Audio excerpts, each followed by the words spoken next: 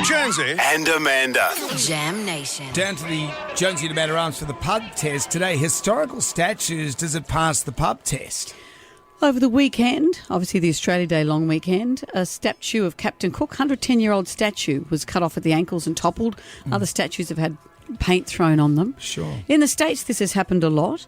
As I said earlier, they're time capsules, aren't they? And it's how we feel about our history as to how we respond to But I'm these. finding a lot of people aren't even looking into history. Captain Cook was an explorer. That's what he did. And you've got to look at this through a lens of 1770. Rightly or wrongly, if we didn't have Captain Cook, we wouldn't be here today. We could be under French rule, we could be under Belgian rule. It was going to happen. That's history.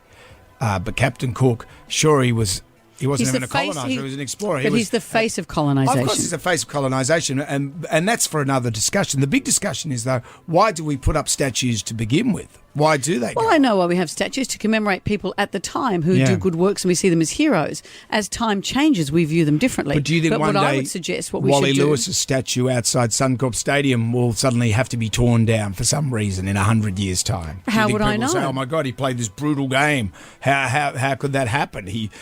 But I think historical figures are different to sporting figures.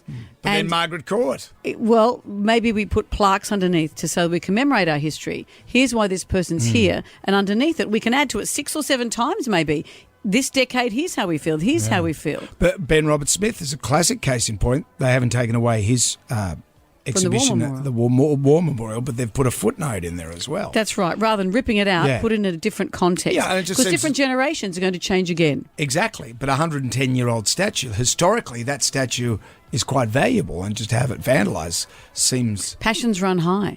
Historical statues, do they pass the pub test? Absolutely, they pass the pub test because they're part of our history and they're part of what makes the Australia so great and what makes Australia the way it is. So absolutely, they pass. For me, I'm not a big fan of these people. I can also think of other ways to protest, but if they were going to cut someone off with the legs, it'd be Governor Macquarie on Macquarie Street, because he wasn't a nice man. So that's my opinion. Yes, we need them because that's our history and we have a beautiful country and we need to be reminded of where we come from. Yes, I think they do. They've all got their place.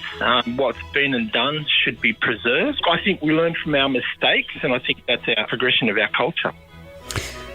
Wow. Well...